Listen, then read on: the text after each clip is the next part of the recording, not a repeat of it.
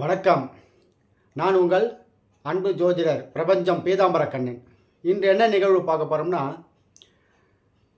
திருமணம் எப்பொழுது நடக்கும், எந்த தசா புத்தியில் திருமணம் நடக்கும் அப்படின்றத இன்றைக்கி பார்க்க போகிறோம். பொதுவாகவே ஜாதகத்தில் எந்த கிரகமும் வக்ரம் பெறவில்லை என்றால், வக்ர நட்சத்திரத்தில் இல்லை என்றாலும், இப்போ நாம் சொல்லக்கூடிய விதியின்படி ஒருத்தருக்கு திருமணம் ஆகும். அதாவது நாடியில் ஒருத்தருக்கு திருமணம் ஆகணும் அப்படின்னா, கோச்சாரத்தில் குரு பகவான், செவ்வாய், சுக்கிரன், சனி இந்த 3 கிரகத்தை தொடர்பு பெற வேண்டும். அப்படி தொடர்பு பெறும் பட்சத்தில் அவருக்கு திருமணம் செய்யக்கூடிய காலங்களாக அமையும். அந்த திருமணம் செய்யக்கூடிய காலங்கள் என்றாலும் அவரவர்களுடைய அந்த வயது வர வேண்டும். இப்போ அவருக்கு வயசு வரல, 15 வயசு தான் நடக்குது. சுக்கிரன் மேலே குரு போகிறாரு, சனி மேலே குரு போகிறாரு, செவ்வாய் மேலே குரு போகிறாருன்னு வச்சுங்களேன்.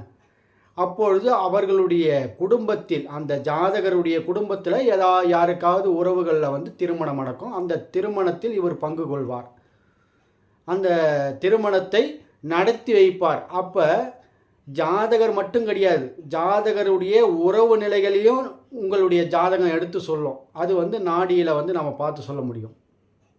பொதுவாக இப்போ இந்த ஜாதகருக்கு அந்த திருமண காலங்கள் எப்படி நம்ம மதிநுட்பமாக ஆராய்ந்து நம்ம சொல்லக்கூடிய விதி என்னென்னா, இப்போது ஏதோ ஒரு திசா போயிட்டுருக்கு.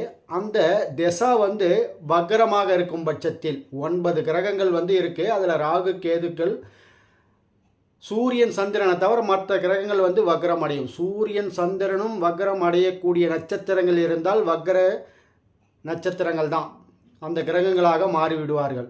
அப்போ 9 கிரகமும் வக்ர நிலைகளை அடையக்கூடிய தன்மை பிரபஞ்சத்தில் உண்டு. இந்த ஜாதகருக்கு வக்ரமாக இருந்து தசா புத்திகள் நடக்கும்பொழுது திருமணம் நடக்கப் போகிறது அப்படின்னு நம்ம எடுத்துக்கலாம். இப்போ அந்த புத்திநாதன் வக்ரமாக இருக்கும் பொழுது திருமணத்தை நடத்தி கொடுப்பதில்லை. ஏன்னா அவர் கிளாக் வைஸில் போகிறத விட்டுட்டு ஆண்டி கிளாக் வைஸில் போவார். இல்லைங்கய்யா, எனக்கு வக்ரமான புத்தியிலையும் திருமணம் ஆகியிருக்கு அப்படின்னு ஒருத்தவங்க சொல்கிறாங்கன்னா, அந்த வக்ரமான புத்தி போகும்பொழுது அந்த புத்திநாதன் யாரை தொடுகின்றார் அடுத்து அவருடைய பயணங்களில், அந்த தொடுகின்ற கிரகத்தினுடைய கால் என்னன்னு பார்க்கணும். அவர் வக்ர நட்சத்திரத்திலேயோ இல்லை வக்ரமான கிரகமாகவோ இருக்கும் பட்சத்தில் கண்டிப்பாக திருமணம் நடக்கும். ஆக திருமணம் நடக்குது அப்படின்றதுக்கு நிறைய விதிவிலக்குகள் இருக்குது. இப்படி தான் திருமணம் நடக்கும்னு சொல்ல முடியாது. இப்போ திருமணம் நடக்குது அப்படின்றதுக்கு சில விதிமுறைகள் நம்ம சொல்கிறோம். இந்த விதிமுறைகள்லாம் இருக்கும் பட்சத்தில் கண்டிப்பாக அந்த தசா புத்தி காலங்களில் திருமணம் ஆகும். இப்போ ஒருவருக்கு குரு தசை புதன் புத்தி நடக்குது, குரு தசை செவ்வாய் புத்தி நடக்குது, எந்த புத்தி வேணால் நடக்கட்டும், அனைத்து புத்திகளிலும் திருமணம் நடக்கும். அனைத்து செயல்பாடுகளும் நடக்கும். எல்லா புத்தி எல்லா தசையும் உண்டு. இந்த புத்தியில் இந்த தசையில் இதுதான் நடக்குன்னு சொல்லிட்டு நம்ம குறிப்பிட்டு அதுக்குள்ளே அடைக்கிட முடியாது இந்த உலகத்தினுடைய அசைவுகளை. அதை நம்ம நல்லா புரிஞ்சுக்கணும்.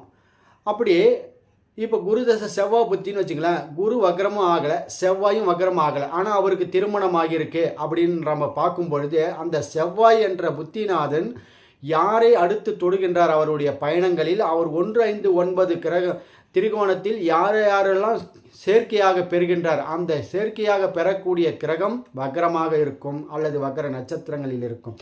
கண்டிப்பாக அவருக்கு திருமணம் நடக்கும் காலமாக நம்ம கருத வேண்டும். இப்போ இந்த மாதிரி இது இல்லாமல் திருமணம் நடக்கிறதுக்கு வாய்ப்பே இல்லைங்க அப்படின்னா நம்ம சொல்ல முடியுமானா சொல்ல முடியாது. ஆனால் நம்ம எடுக்கக்கூடிய ஆய்வு செய்யக்கூடிய கிரகங்களை பொறுத்து இருக்குது. இப்போ ஒருத்தருக்கு எந்த கிரகமும் வக்ரமும் அடையலை, வக்ர நட்சத்திரங்களின் இல்லை, எதுவுமே இல்லை அப்படின்னு வச்சுங்களேன். ராகு கேதுக்கள் என்றது நம்மளுடைய ரெட்ரோ பிளானட், அதாவது ஆண்டி கிளாக் வைஸில் வலம் வந்து கொண்டிருக்கிறார்கள். அந்த ஆண்டி கிளாக் வைஸில் வலம் வந்து கொண்டிருக்கக்கூடிய கிரகங்கள் ஏறிய நட்சத்திரம் என்ன நட்சத்திரம்னு பார்க்கப்பட வேண்டும். அந்த 2 நட்சத்திரம் ஒன்று இருக்கும்.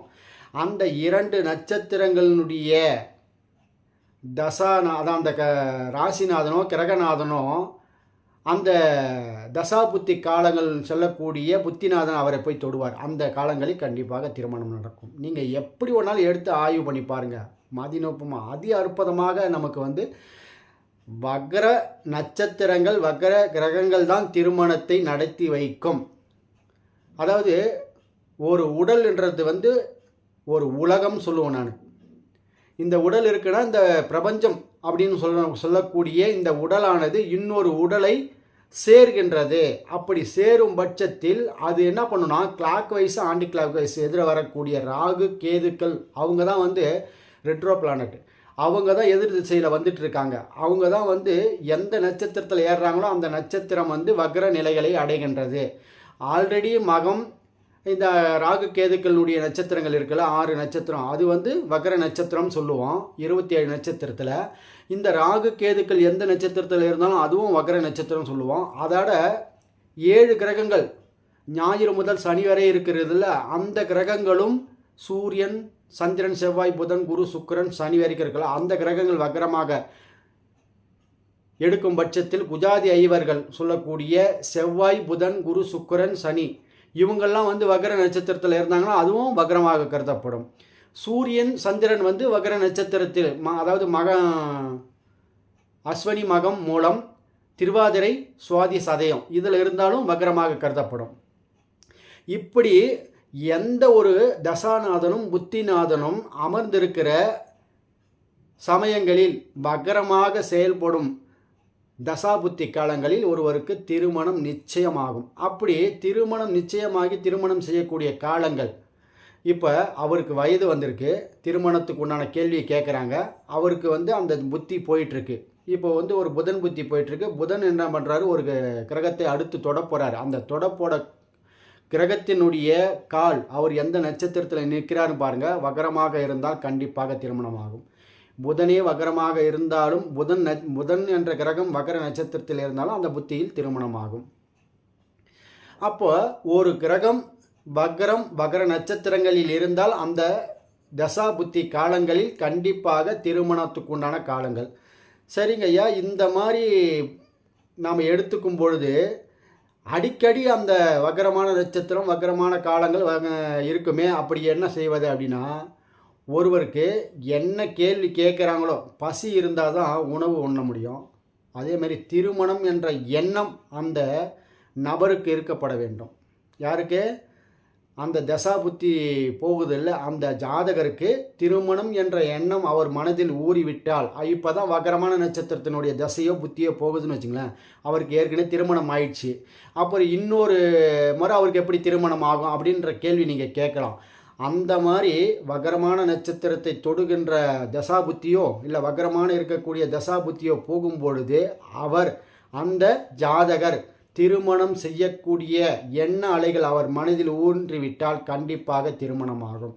இதுதான் வந்து நடுவில் அஃபேர்னு வருது இல்லை, யாரையாவது வந்து பிடிச்சிருக்கு, யாரையாவது விரும்புகிறேன், அதாவது கள்ளத்தனமான நிலைகளில் இருக்கும் பொழுது அந்த நிலையை கண்டிப்பாக ஏற்படுத்தி கொடுக்கும். அதனால்தான் வக்ர நட்சத்திரங்கள் வக்ர கிரகங்களுடைய தசா புத்திகள் போகும்பொழுது எச்சரிக்கையாக இருக்கப்பட வேண்டும். அதுதான் வந்து இப்போ திருமணம் ஆனவங்களுக்கு அது மாதிரி செயல்பாடுகள் இருக்கும்பொழுது தலைக்குனிவை கொடுக்கும், சமுதாயத்தில் கெட்ட பெயர்களை வாங்கி கொடுக்கும். இந்த மாதிரி செயல்கள் அந்த வக்ர நட்சத்திரம் வக்ர கிரகங்கள் திருமணத்தை மட்டும் கிடையாது, உங்களுடைய ஒரு ஜாதகருடைய மனநிலைகள் என்ன பயணம் பண்ணிட்டு இருக்கோ அந்த பயணங்களை சரியாக சரிவர செய்து கொடுக்கும். அதுக்கு கோச்சார கிரகங்களாக விளங்கக்கூடிய குரு சனி அந்த கோச்சாரத்தில் அதை தூண்டப்பட்டதுன்னு வச்சுக்கோங்க. அதனுடைய அதாவது இப்போ நம்ம சொல்லக்கூடிய தசா புத்தி நடக்குதில்ல, அதை வந்து தூண்டப்பட்டதுன்னா கண்டிப்பாக அவர் மனதில் என்ன உதிக்கின்றதோ அதுக்கு வந்து செயல் வடிவம் கொடுத்து விடுவார். அதுதான் வந்து வக்ர நட்சத்திரம் வக்ர கிரகங்களுடைய தசா புத்திகள் போகும்பொழுது நம்மளுடைய எண்ண அலைகள் சரியாக இருக்கும் பட்சத்தில் சரியாக செயல்பாடுகள் நடக்கும்ன்றதை வந்து உறுதியாக சொல்லலாம். இதை தான் வந்து திருமணம் நடக்கும் காலங்களை எளிமையாக நாடி ஜோதிடத்தில் எடுத்து கூற முடியும்ன்றதை வந்து நம்ம இதை விளக்கம் கொடுத்துருக்கேன். இந்த வீடியோ பிடிச்சிருக்கும் பட்சத்தில் லைக் பண்ணுங்கள், ஷேர் பண்ணுங்கள், மற்றவர்களுக்கு அனுப்பி விடுங்க. அடுத்தடுத்த நிகழ்வுகளோடு அடுத்தடுத்த கிரகங்களுடைய ஜாதகங்களை பார்க்கலாம். நன்றி, வணக்கம்.